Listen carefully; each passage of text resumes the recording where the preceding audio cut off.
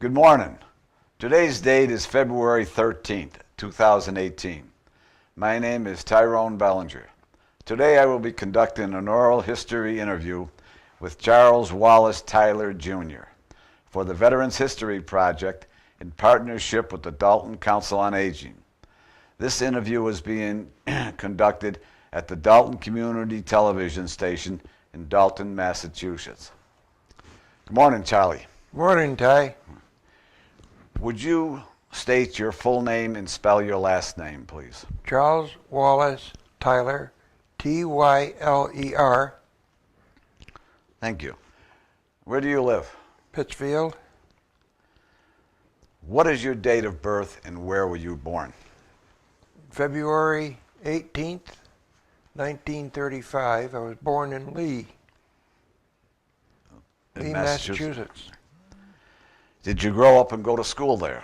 No, I grew up in Stockbridge. Went to school there. When did you move? We probably didn't talk about this before, but when did you move to Stockbridge? When your family? I was really young. When you were young? Yeah. So you're more of a Stockbridge. I'm trying to think of the word. You lived there most of your life. Yes, I did. Okay. What was life like for you growing up during the time of the Depression?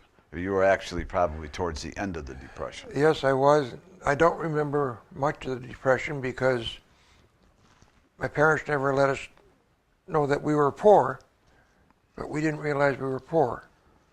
My father worked as a lineman, and he made good money. But so you really didn't feel the effects of No. what most of the people did, unless you were towards the end of the Depression. The Depression was just sort of winding down. yes, it was. Well, that's good.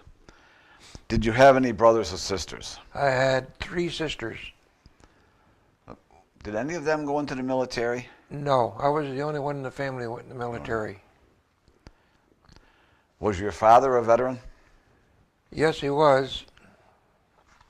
That's all I'll say about that. Okay. Did you grow up, did you graduate from high school? I graduated with a GED. Did you get that before you went into the service or when you came out? I got it after I was in the service, and when I got out, I went and tried to get it to Massachusetts, and they didn't recognize it. Well, after I was working at GE, and they sent me to night school for blueprint reading, and the instructor said I should get my GED. And I said, well, I got one, but the state doesn't recognize it. He said, yes, they do. So I went when BCC first came to Pittsfield and asked them about it. He says, yes, we accept it now. But I couldn't find my papers. So I went up, paid $5 and took the test over again. I did better on that test than I did one in the military. But the state of Massachusetts would not accept the military GED. Not when I got out. Yeah. What did you do after you finished school, when you did get out of school? I went to work at Hurlbut Paper Company in South Lee, Mass. And then I got my draft notice, so I enlisted in the Air Force. I had my job when I got back. Well, when we talked earlier, you mentioned something about the Navy. Yeah, I was in Naval Reserve. I went in the Naval Reserve when I was 17. I was just going to ask you how old you were when. Now, you didn't, you got your GED from BCC, whatever. Yes. Did you get do any school after that? I took a course in pulp and paper making through ICS, correspondence courses. I took another course on business management through LaSalle Extension University.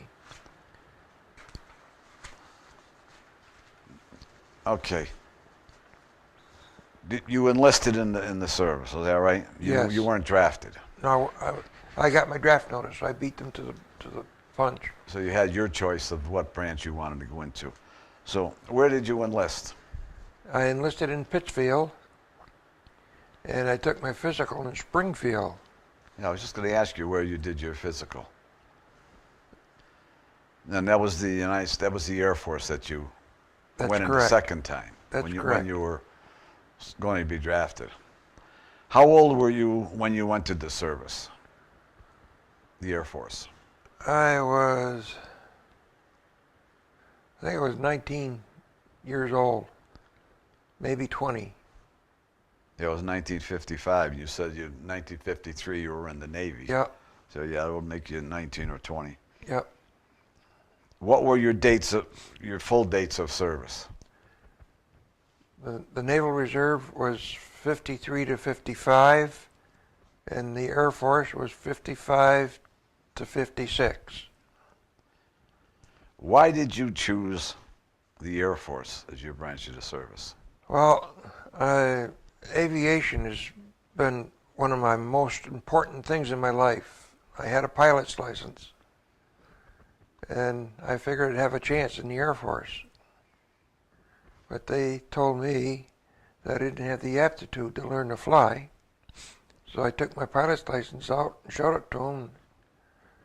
That they didn't know what they were talking about. You had them stumped there for. Yes, I did, but they still put me in munitions and sent me to Westover. Oh, I was just going to ask you where were you sent for basic training though? Geneva, New York, Geneva, New York. at Sampson Air Force Base. Now, how long was your basic training 11 in weeks. the Air Force? 11 weeks. Yes. And what kind of training did you get, or what experience did you have when you were in basic training? I learned a lot about marching. I think most of us did with basic. And we were going from one classroom to another. The Air Force basic training was very easy, as far as I was concerned. Did you get any? I know the Air Force is different than the Army or Marine Corps. Did you have any rifle training or training with the? Spent one day on weapons? the rifle range, and another day on dry fire. And that's when all the TIs did stupid things, you know. And they go walking in front of you while you're practicing, and just to chew you out because you kept on practicing. Really? Was it hard for you to adjust to the military life from the civilian? Actually, no. I looked forward to it, and I was very surprised how easy it was for the transition. Do you remember any of your instructors? You know, No, I don't. Basic training? No, I don't. You mentioned when we talked earlier, though, I know you might not have remembered now, Air Force Sogenda, some fellow by the name of Sogenda. Kokenda. Kokenda. Was he an instructor, or he was No, just somebody? he was one of us. Oh, he was one of you guys. Oh, okay. And the TI one day came out and he put his toe on his toe of his shoe and like he was squashing out a cigarette. Kokenda said, "Don't do that." Oh, he did it the other foot. And Kokenda clocked him. He hit his instructor. Yeah. And he's, "Oh, you want to box, huh?" They took him we took all of us down to the gym. They put on boxing gloves. They got in the ring, and Kokenda cleaned his clock for him good. Nothing was ever said. Nobody got reprimanded or charged with anything. Ah, that's good. Man to man. Yeah, man to That was man. it. Now, how did you feel when you graduated from basic training, knowing that you successfully finished? I was elated and thankful that I did it, and very happy that I was going home for a few days. That was my next question. Did you get a furlough or leave? Yeah, I think it wasn't 30 days. I think I had 2 weeks. 2 weeks? What was it like coming home in uniform from basic training? The whole neighborhood came over to see me, and it was like I was on parade or on an exhibition. You know, Really? the only one in the neighborhood that was in the service.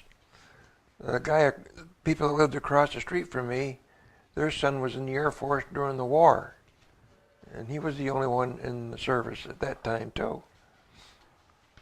You said your family and your neighbors. Who else?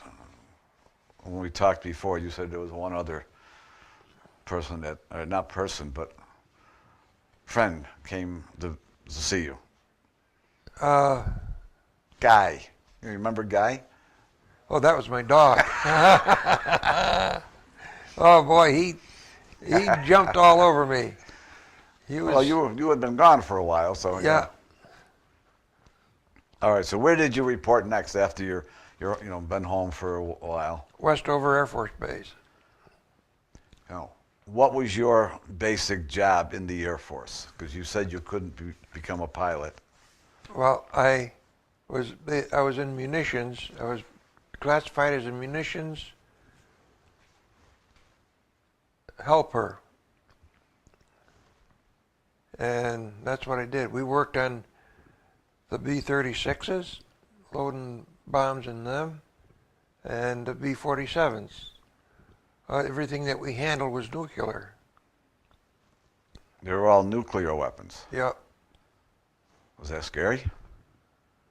Yeah, but if there's ever an accident, as the You'd never know it. NCOIC would say, don't fret about it because you won't know it. Now, how big? We talked earlier. How big were these? The bombs. The bombs in the B-36 seems to me pretty close to the same size as a boxcar, railroad boxcar. Really?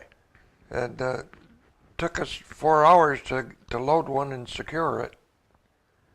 That had to be. I don't know the Air Force and the planes that well, but a B-36 or B-47 had to be awfully big to put. The B-36 was. The B-36 up on the flight deck was as big as a living room. Really? Wow. And they had a bunk area. They had a kitchen. In the plane. In the plane. Now, see, like I say, I don't know that much about the Air Force. They I didn't realize. They had a mechanic with them when they were flying because they could go out and work on an engine in the wing, inside the wing. While it was in the air? While it was in the air. Wow. There was one question I wanted to ask. Oh, how much, or when these things, when you loaded them in, were they armed or unarmed? Unarmed.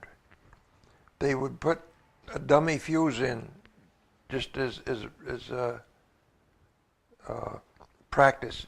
Oh, okay. So if they had to use a live one, they did that when they're approaching the target. That's what I was going to ask you. They didn't do that until you were in the air and knew that they were going to possibly drop it. That's right. Wow. Now, how long are you stationed at Westover?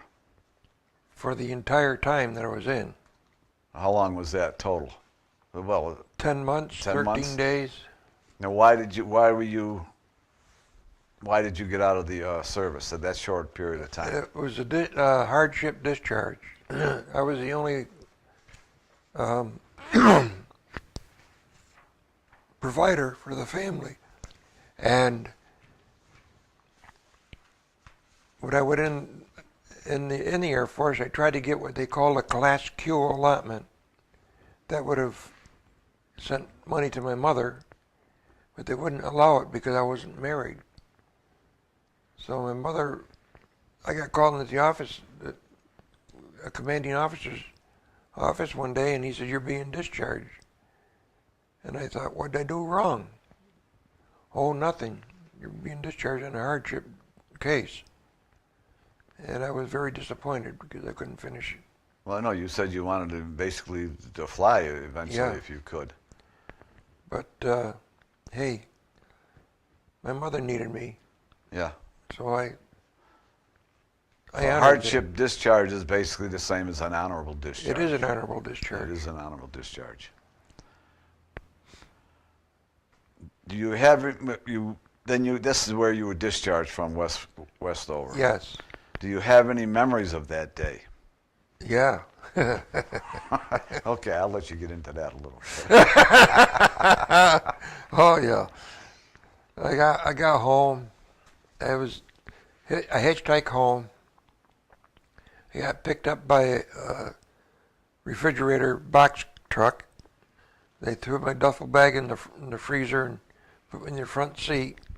Helped me get in the truck because could have fallen out very easily. And he took me right to my door at home. And he helped me get out the truck. It's the first time my mother saw me inebriated. Oh, really? But now you were a man. You were what, 20 or 21 years old? Yep. But she had to be happy that you were home. Oh, yes, I was. I was very happy, but yeah, I was disappointed. Yeah, I can remember you saying that. Yeah, you wish you would have been able to stay. Yes. Yeah. Now, was it hard to adjust back to the civilian life? No, because I went to work the very following Monday. Really? Yes. You didn't take any time or other than No. a couple days? Now, did you take advantage of the GI Bill? That's what I was wondering. Yes, I did. I finished my flying. I got my commercial and instructor's rating. And You were an instructor for flying or Yep. pilot? And we talked also about you were a charter pilot. yes, Who or where did you work? I flew out of Great Barrington. Was that you worked for somebody else for Yeah. another airline? The owner of the airport was. Oh, okay. So did you do much flying? I did quite a bit. I flew to New York, Chicago, Boston, Bangor, Maine. Oh, really? So you still got quite a few hours flying, even Yes, though I it was did. in the Air Force. That's good. What did you do for a living other than the flying? I became a paper maker, which is an ideal, real good field to be in. And from there I became a master welder. And when I retired, I was a first-class steam engineer. Where did you retire from? Texon in Russell. I retired, the first time I retired was from GE. Oh, okay, that's where yeah. How many years did you have with the GE before? 25. Oh, that's when they went out. Yeah. They left Pittsfield. So then you went down to Russell. You worked down there. Yes. How long did you totally work? How many years have you worked? Total years, 17 to 65 is how many? Well, it's 40-something years. Yeah, 40, 50 years. Wow. God bless you. And I had my own welding business for a while. And at 72 years old, I was building wrought iron railings. Really? And I went for a physical one day, and the doctor said at 72 years old, you're not supposed to be doing that kind of work. And I had no issues.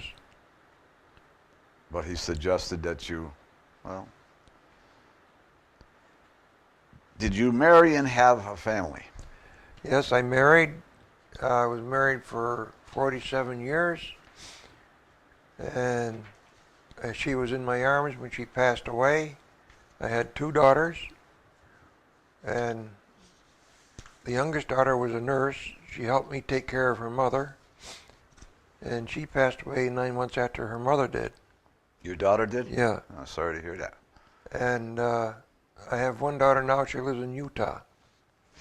We talk every once in a while. That's good. Did you keep in touch with any buddies or attend any reunions?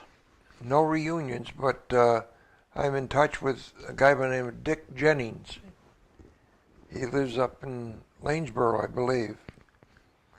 The name sounds familiar because I'm from Lanesboro, and the Jennings family sounds very familiar. Did you join any veterans organizations?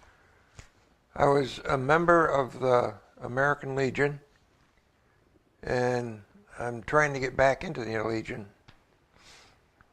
But I'm waiting for whatever happens, you know. Yeah. Well, like I said the other night, I was going to talk to Bobby Dass, but I didn't get a chance to. And our membership chairman wasn't there, so we'll take care of that.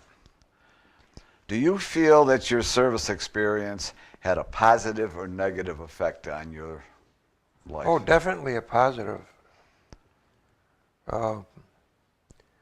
And I just feel like I didn't give enough to my country. Well, you gave what you could. I did, but You know. I feel I still feel like I didn't give enough. Yeah. You gave more than I did. Well, not really. You were in for almost 3 years, and that's basically what I did. 3 years. But you did what you could, and that's all anybody ever asked. That's true, and I'm very proud that I did that. Good. Good. You should be. And if I could, I'd do it all over again. All right, we're beyond that. Well, we're going to be in B Company. Be here when they go, be here when they get back. All right. Well, Charlie, I'd like to thank you very much for sharing your experience and for your service. Oh, thank you for your service. Thank you. And it was a pleasure, and I'm so very proud of it. I love my country. Good. We all do. And it's too bad everybody in the world could be in our country. Yeah, you're right.